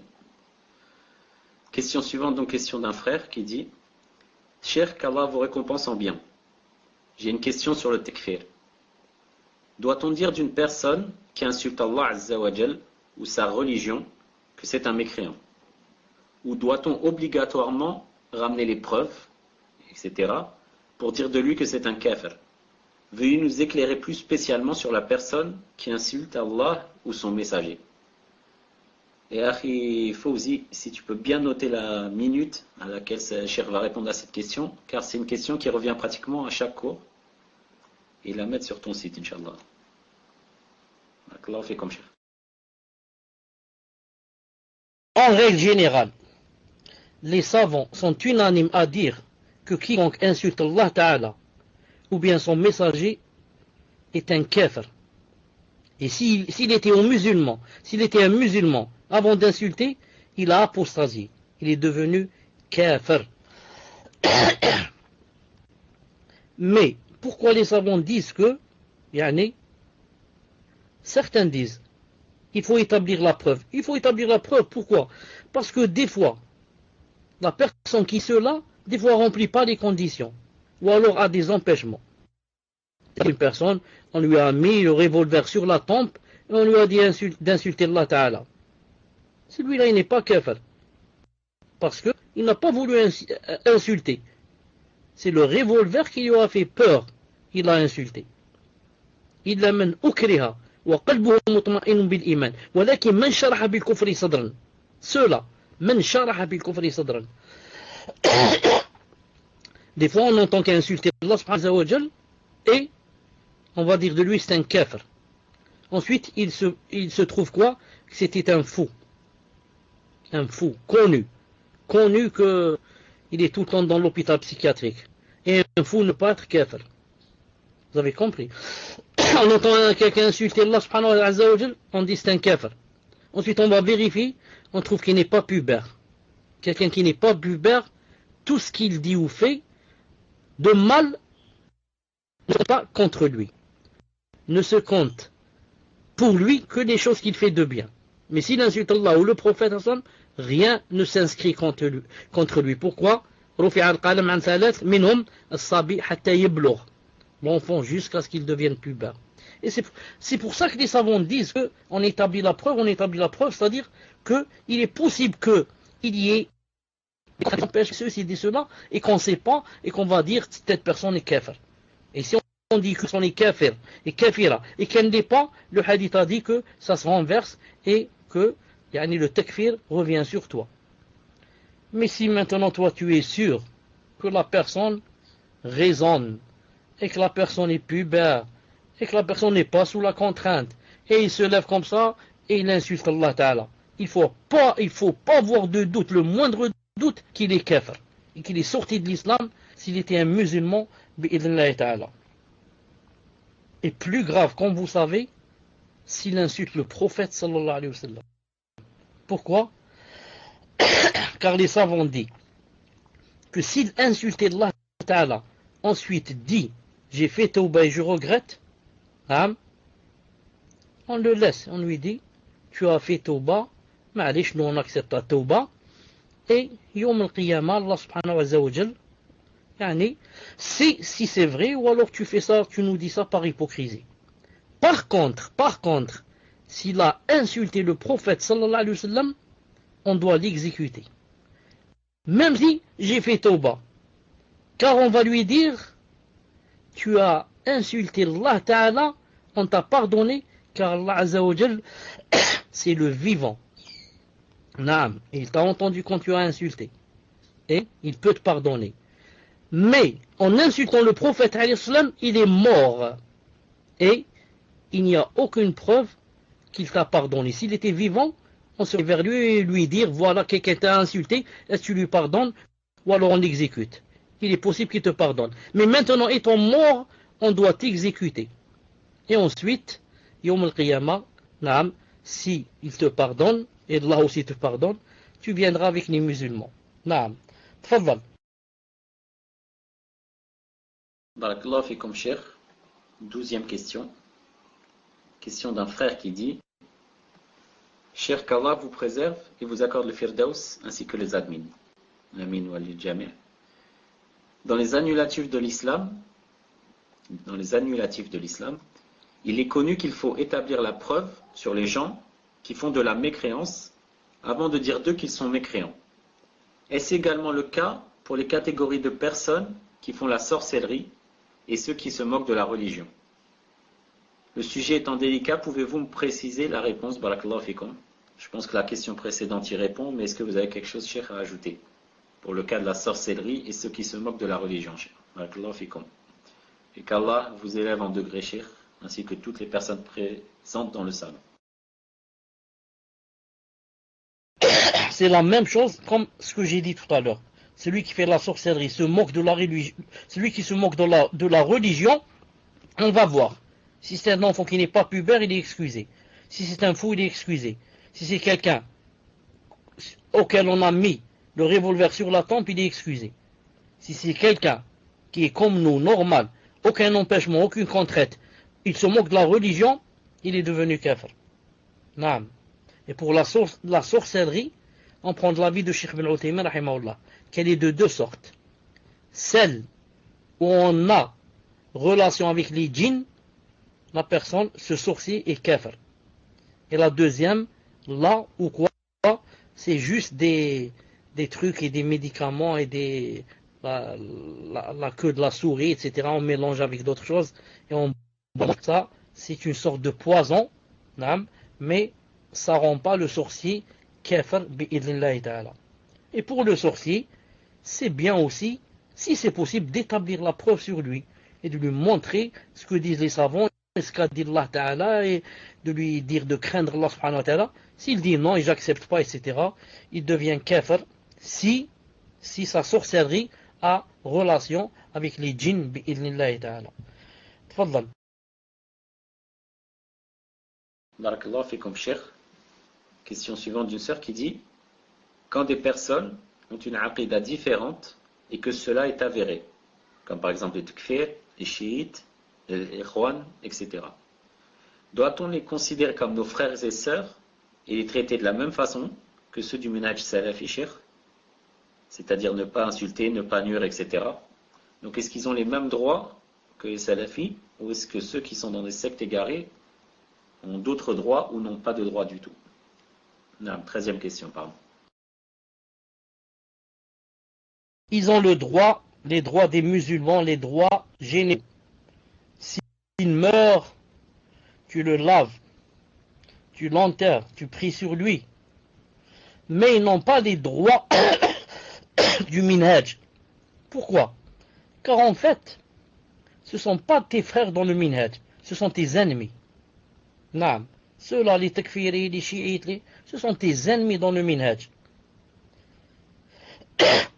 Est-ce que quelqu'un qui insulte ton savant, qui insulte quelqu'un comme Cheikh Ibn Uthaymin, Cheikh Ibn Baz, et dit de lui, ce ne sont pas des savants, ce sont des ceci, cela, ce sont des... Et il commence à, subhanallah al-azim, les insulter. Et le prophète, sallallahu alayhi wa sallam, a dit, n'est pas de nous, ne fait pas partie de nous. Celui qui quoi? Il n'a pas dit qu'il insulte les savants.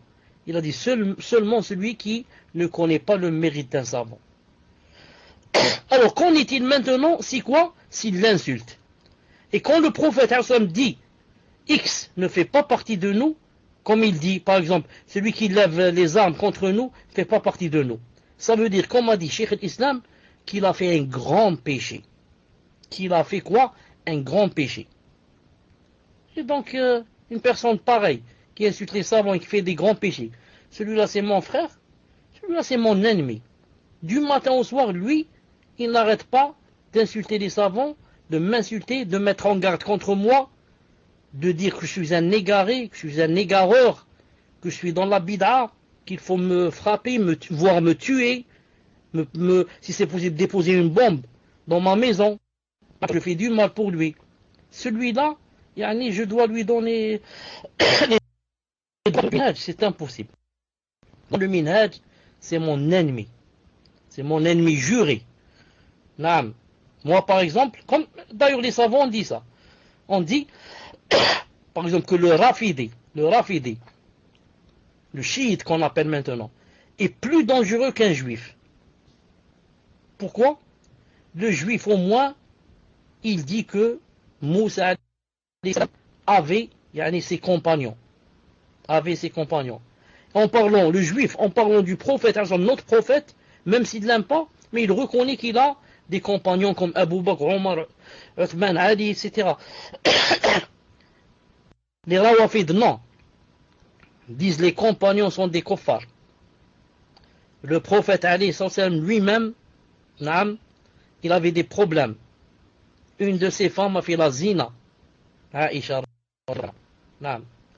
Il y a Cheikh Islam Ibn Taymiyyah a cité ça dans son livre, comment il s'appelle? C'est pas Sar min Masloul, Minhaj Sunnah, en critiquant quand il a réfuté les Rawafid. Il a dit, et je l'ai ici, je l'ai noté, la page et le tome, où il dit que certains des Rawafid, vous savez ce qu'ils disent? Ils disent que le prophète sallallahu alayhi wa sallam, Allah Ta'ala le fera entrer en enfer. Puis il sortira de l'enfer. C'est quelle période? La période où il est resté avec sa femme Aïcha alors qu'elle avait fait la zina.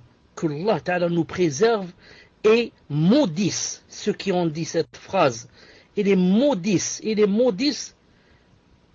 d'aujourd'hui et du jour où ils ont dit cette phrase jusqu'à Yom al-Qiyamah. Celui-là, je lui donne les droits.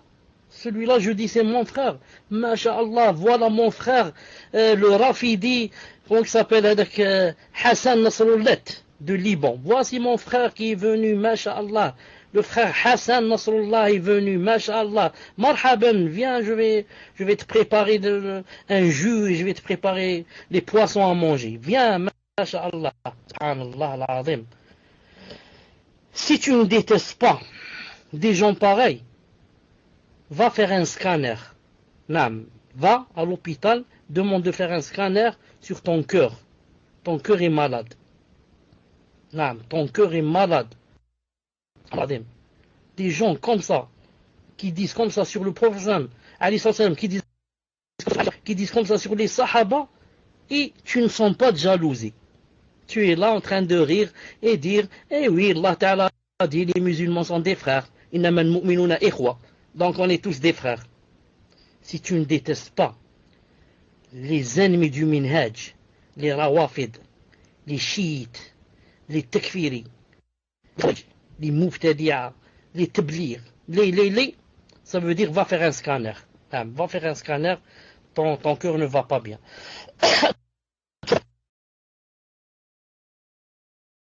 Cher, est-ce que vous avez fini ou est-ce que le micro a sauté? Le dernier mot que j'ai dit, va faire un scanner, ton cœur n'est pas bien.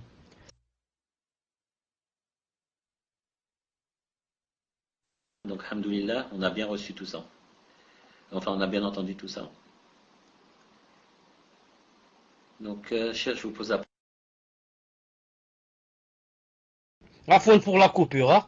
Il y a quelqu'un que, parce que les gens qui rentrent dans le salon, de temps en temps, je vois leur nom. Comme ici, il y a quelqu'un qui s'appelle Khalif Hamza. Khalif al-Hamza, c'est une récitation, masha'Allah, dans le Coran. Donc, vous le contactez pour lui dire, est-ce que, Inch'Allah Ta'ala, si, ce qu'on dit en arabe, Isma ala Musamma, si son nom, s'il est comme son nom, donc, Inch'Allah Ta'ala, micro pour qu'il nous récite, Inch'Allah Ta'ala, quelques versets, bi'idhnillahi Ta'ala. Tfaddal. On a la personne, Inch'Allah, cher. La prochaine question est donc la question d'une sœur qui dit, cher, est-ce qu'en France, il n'y a que la rahma de Ar-Rahman et donc celle de Ar-Rahim n'atteint pas les personnes en France comme les noms attribués aux attributs d'Allah Ta'ala? Et quel conseil pouvez-vous donner à la Ummah en France? C'est une question que je n'ai pas comprise. Je l'ai même trouvé un peu bizarre. Car bien sûr, il ne faut pas s'étonner quand on ne comprend pas une chose, on la trouve un peu bizarre. C'est pour ça qu'on dit en arabe, إذا عرف السبب زال العجب. إذا عرف السبب زال العجب. Donc, est-ce que la personne peut reformuler, ou bien est-ce que quelqu'un de vous peut m'expliquer ce que veut dire la personne bi'idhnillahi ta'ala? En fait, cher, vous n'êtes pas sans ignorer qu'il y a une nuance entre Ar-Rahman ou Ar-Rahim. Ça renvoie à la Rahma, mais chacun n'a qu'un sens.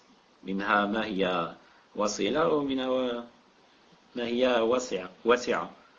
Donc elle veut savoir si en France, cher, les personnes bénéficient des deux, donc de l'ensemble, de la totalité de la Rahma, ou pas. Barakallahu fikum, cher. Naam, les musulmans en France. Naam. Vous savez que certains... Est-ce que vous m'entendez?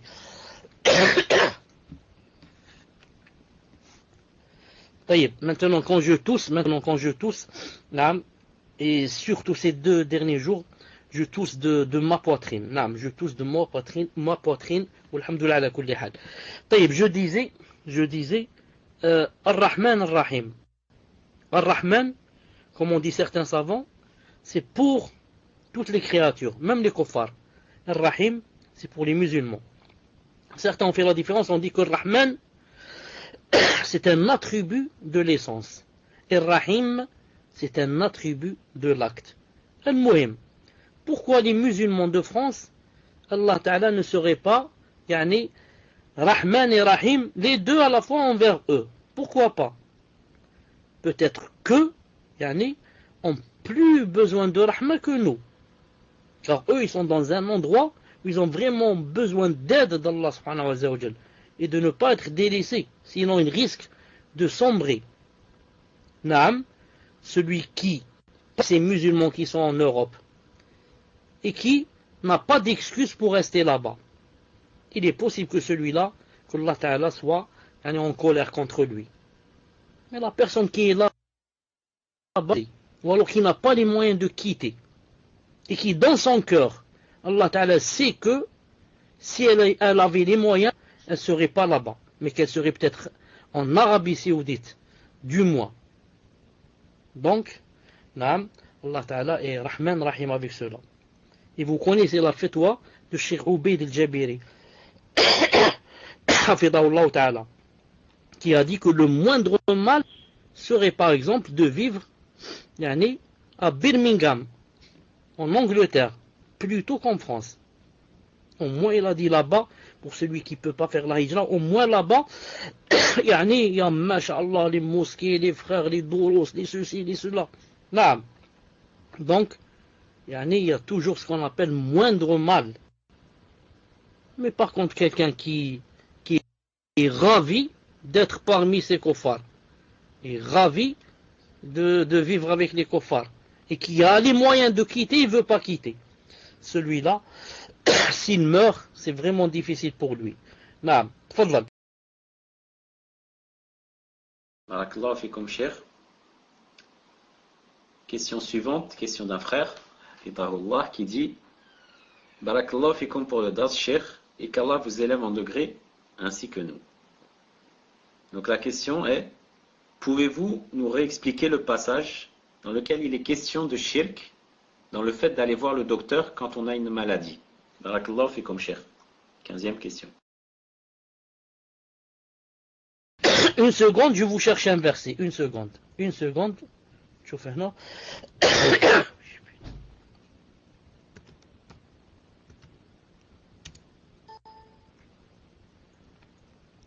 Allah Ta'ala dans le Coran. Et quand je suis malade, c'est lui qui me guérit. Est-ce que vous entendez? Est-ce que vous entendez? Est-ce que vous voyez le verset?